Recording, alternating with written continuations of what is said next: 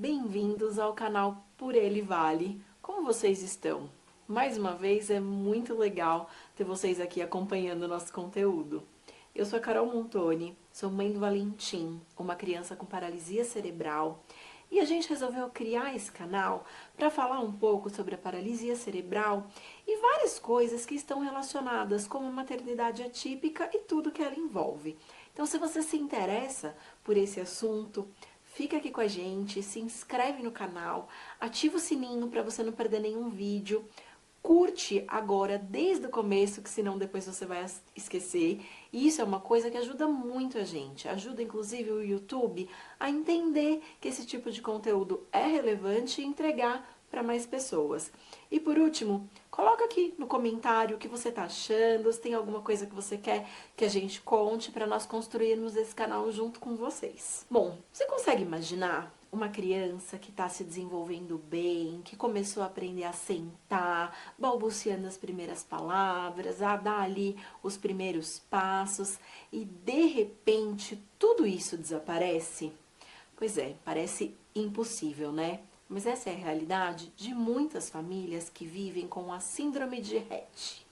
Hoje, seguindo nossa série de vídeos falando sobre síndromes infantis, nós vamos falar sobre ela, a síndrome de Rett, que é uma condição genética muito rara que afeta principalmente meninas.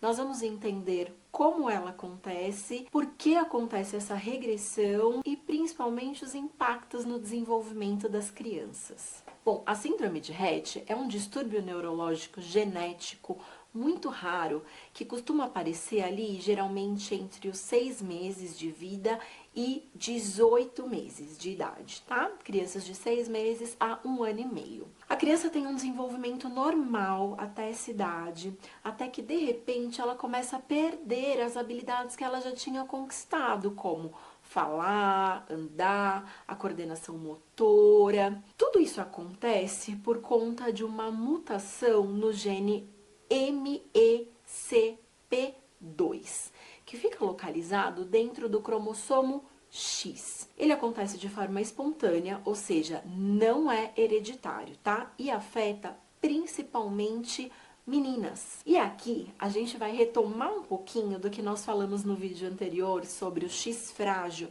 porque essa mutação também está localizada num gene dentro do cromossomo X.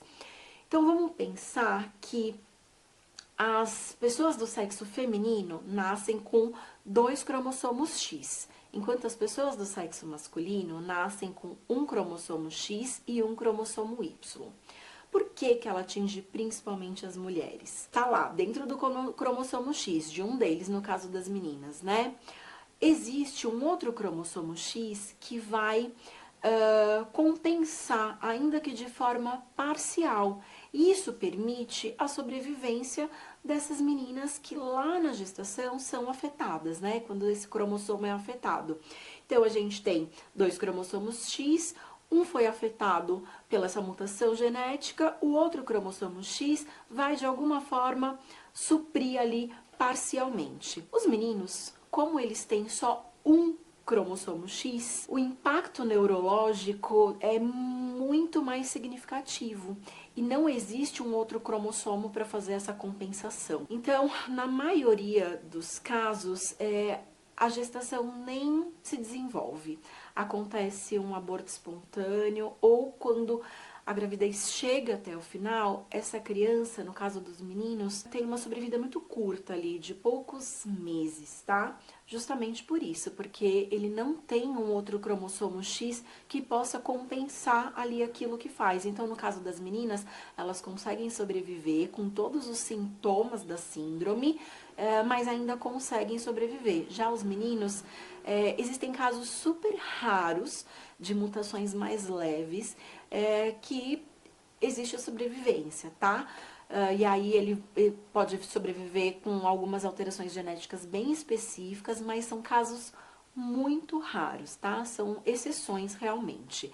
Então, por isso que a prevalência dessa síndrome é de 1 a cada 10.000 pessoas do sexo feminino. Justamente, a gente nem tem números no caso de meninos do sexo masculino, porque a sobrevivência é muito rara. Na maioria das vezes, a gestação nem se desenvolve, tá? Os principais sintomas percebidos nessa síndrome, né, na síndrome de Rett, é a perda da fala ou da comunicação verbal, né, da capacidade de se comunicar de forma verbal, movimentos repetitivos das mãos, que podem ser torções, bater, né, torcer as mãos, bater, esfregar, a perda da coordenação motora, no sentido de afetar o equilíbrio, o andar, alguns problemas respiratórios, convulsões, distúrbios de sono também podem acontecer, e o retardo no crescimento da cabeça, que é uma microcefalia adquirida.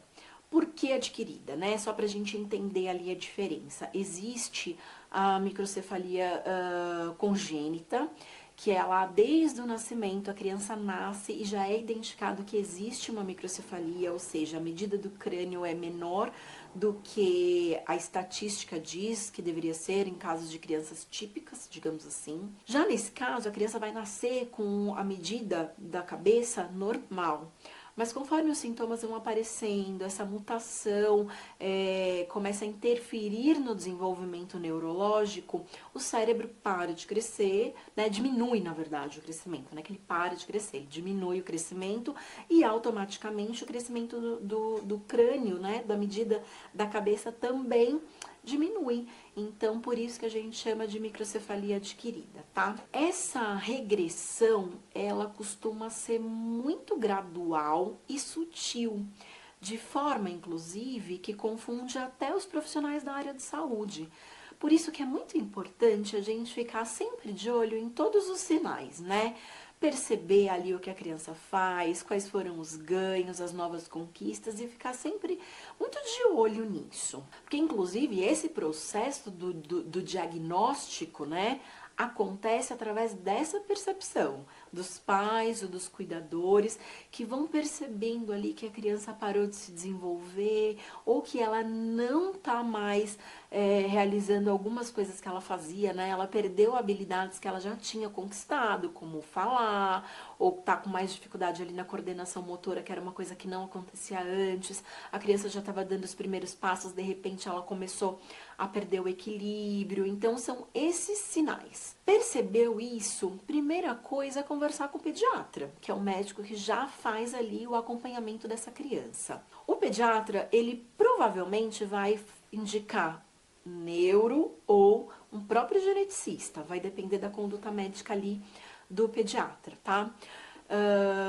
Uma vez esse encaminhamento feito, seja para o neuro ou para o geneticista, eles vão fazer uma avaliação clínica, né? Vão entender ali um pouco da criança, entender histórico, perguntar para os pais. E com base nisso, é possível fazer alguns exames genéticos, né?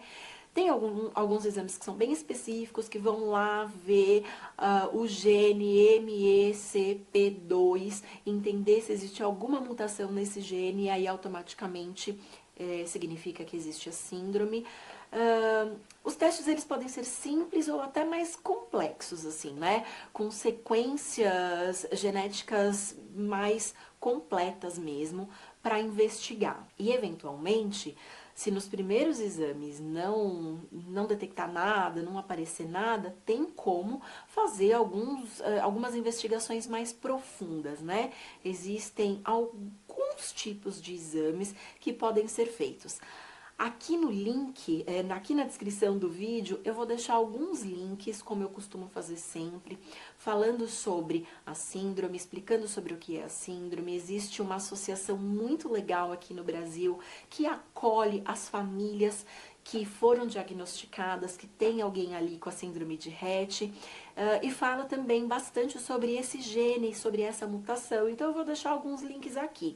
Se vocês quiserem entender um pouquinho mais, podem ir lá, clicar nesses links, são links confiáveis, ou então deixa também aqui na descrição do vídeo. Você tá sem tempo, não consegue ir lá pesquisar, mas ficou com alguma dúvida? Coloca aqui no comentário qual foi a sua dúvida, que aí eu vou, com base em tudo que eu li, que eu estudei, se precisar vou atrás um pouquinho mais para responder vocês, tá bom? Em São Paulo, esse teste, o teste molecular, pode ser realizado pelo SUS através do Instituto Jô Clemente, tá? A indicação é feita pela Unidade Básica de Saúde, então a criança tá lá fazendo toda essa investigação, entendendo se tem alguma questão ou não, encaminhamento neurogeneticista, etc.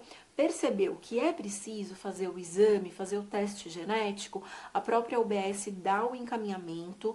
Desde 2002 isso acontece, tá? Aqui em São Paulo, pelo SUS, e é possível fazer. Em outros estados, isso ainda tá em progressão, tá? Não existe ainda esse exame a ser realizado, mas em São Paulo, desde 2002, é possível fazer nesse formato, tá? O Instituto Jô Clemente realiza através do SUS. Eu sempre falo para vocês sobre a importância do diagnóstico precoce, e aqui a gente mais uma vez vai apertar nessa tecla para falar o quanto é importante que esse diagnóstico aconteça, tá bom? Então, notou qualquer coisa diferente, vai lá conversar com o seu pediatra. Uma vez feito o diagnóstico, o tratamento foca em manter o máximo de habilidades, tá? A síndrome de Rett não tem cura, então a gente vai sempre pensar em manter as habilidades que a criança conseguiu desenvolver e trabalhar essas habilidades, né? Pensando sempre em uma melhora na qualidade de vida. E aí, o tratamento é multidisciplinar. Neuropediatra, geneticista e a equipe de terapias. Que vocês vão reparar que isso também é uma coisa que eu falo sempre. Tudo que a gente fala aqui, independente do que for, o TEA, síndrome de Down, agora aqui a síndrome de Rett, a própria paralisia cerebral, que é a nossa realidade, a equipe multidisciplinar é extremamente importante, é fundamental. Aqui no canal a gente já tem um vídeo que fala sobre isso, conta um pouco sobre as terapias, o que cada uma delas faz, qual é o foco e a forma como elas se complementam. Então vai lá também e assiste esse vídeo que é muito legal. Acho que vai dar uma base para vocês de tudo que a gente aborda aqui de uma forma geral. Bom, pensando nesse tratamento, né, das equipes multidisciplinares, físio, fono, TO, é muito importante para a gente dar qualidade de vida para essas crianças, para a gente trabalhar essas habilidades, ou que a criança já tem, até desenvolver novas habilidades, e até mesmo fazer um acompanhamento ali, pensando em sintomas que podem vir relacionados, né, como as convulsões, os distúrbios de sono, como eu falei, as dificuldades de respiração e tudo mais. Mas também acho que a gente tem que pensar aqui num sentido de um acolhimento familiar, né, que é muito importante também para essas famílias que receberam o diagnóstico. Eu acho que toda essa equipe multidisciplinar também funciona para fazer esse acolhimento, para ser também uma rede de apoio para essas famílias que estão ali nesse início de processo ou, enfim, que estão vivendo essa jornada, né? As crianças, as pessoas com síndrome de Rett, elas conseguem entender tudo, elas sentem e elas conseguem se comunicar, ainda que não de uma forma verbal, né, que não por palavras, mas elas também conseguem se comunicar. Aqui no canal também tem um vídeo falando sobre comunicação alternativa, que também pode se encaixar nesse caso. Eu também já comentei em algum momento aqui que por mais que a equipe profissional, que os médicos e tudo mais sejam fundamentais no acompanhamento, é muito importante levar em consideração as famílias, que são as pessoas que convivem com essas crianças e que estão ali o tempo todo. E que ainda que ela não fale, ela consegue se comunicar através de um gesto, através do olhar, através de um afeto, né? E é muito importante que essas famílias sejam ouvidas para entender quais são as suas necessidades e daí então como todo esse tratamento, como esse convívio, como tudo vai acontecer, tá? Então, por isso que eu tô falando isso com vocês. Aqui em casa a gente tem uma criança não verbal e eu sei exatamente tudo que ele precisa, tudo que ele quer comunicar, o que muitas vezes os profissionais da área da saúde não conseguem entender. Então, por isso que eu tô fazendo esse parênteses aqui. Bom, finalizando o vídeo, como sempre, eu vou pedir para vocês compartilharem esse conteúdo com outras pessoas, para a gente levar essa informação. E a gente resolveu fazer esse conteúdo, essa série de vídeos falando sobre síndromes, para mostrar para todas as pessoas que a maternidade atípica vai para muito além do que a gente consegue enxergar de forma fácil, né? Como o autismo, a paralisia cerebral, a síndrome de Down, que a gente, de certa forma, tem um pouco mais de contato.